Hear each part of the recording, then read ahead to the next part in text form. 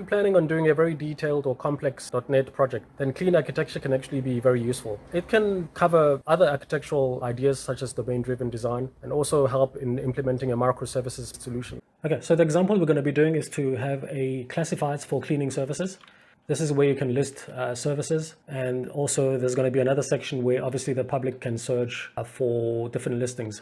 So this is going to be on web and mobile. So the idea we're going to take from domain-driven design is bounded context, where each section is going to be implemented using a clean architecture. The point here is that within this clean architecture, you should be able to extract each bounded context into a microservices. It's not compulsory, it's not what we're going to be doing, but if you were to build your system further into the future, you should be able to do this without having to do much of a rewrite. So this is going to be very, very simple. We're going to have a cleaner admin, and separate from this admin, again, the whole point of avoiding lumping admin and reports into one solution is to have as granular a solution as possible. Later can be extracted out into a microservices. On the classified side, we're going to have a web and a mobile. So each one of these is going to be a separate stack of layers or separate stack of projects within .NET. Throughout creating this system, I'm going to be making a lot of use of solution folders. So the first one is going to be to create the bounded context for the admin section of the listing or the cleaning service provider. And typically I have two main subfolders, which is the tests, and then also where all the other projects are going to go in the source.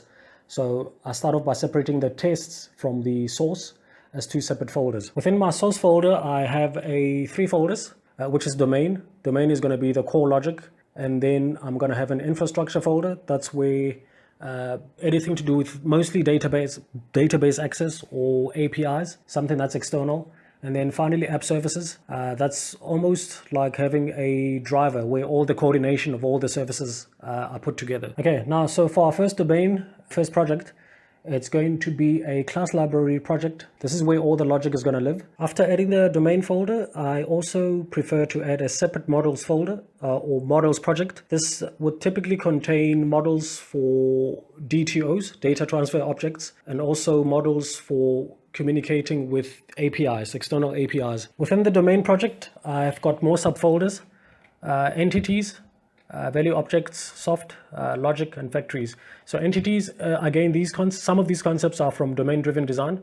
Entities would typically be mapping directly to a database table. Value objects, any logic that's reusable, but doesn't necessarily have to be persisted in a data store. And then logic, any other general logic that doesn't fit into an entity or value object. Factories is if I need to create complex objects, instead of having the entities trying to create themselves, I use factories instead. Infrastructure could be persisting to a database, anything to do with repositories or saving or accessing logic from a database. I'd create another class library. For database access, most of the time I use Entity Framework. So I create a separate project to control and drive out the migrations, design time tools. App services project is going to be a class library.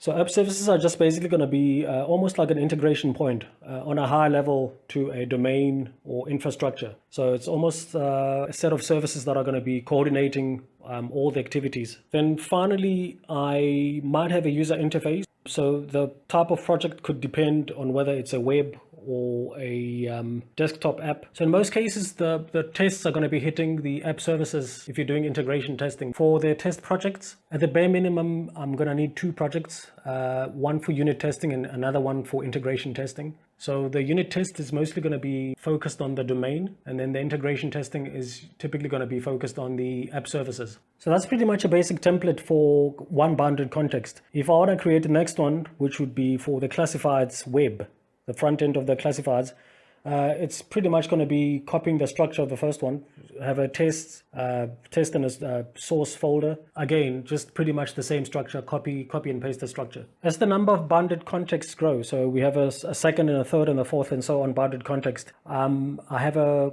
commons folder for logic or code that's going to be shared across all of them. So for example, we could have one where the enums, I'm reusing enums across different bounded contexts, and I might be using maybe a app settings reader or maybe a calculator And the common bounded or the commons folder can also be extracted into its own NuGet package or separate from this solution. For testing, I also have a test common testing folder which can be shared across all the test projects. For example, some dummy test data or test contexts. So again, it could be extracted out into its own NuGet package. So let's say for one bounded context, to join up all the components, typically I use dependency injection. So I create a separate composition root project, which is where all the components and all the wiring of all the objects live. So I have one composition root per bounded context. So the system can continue growing and evolving to add another bounded context. Let's say for reporting, same template, same structure again. And also for adding a mobile, for the public classifiers, getting a mobile bounded context, similar folder structure. And that's pretty much it. It's actually very easy if you use the clean architecture.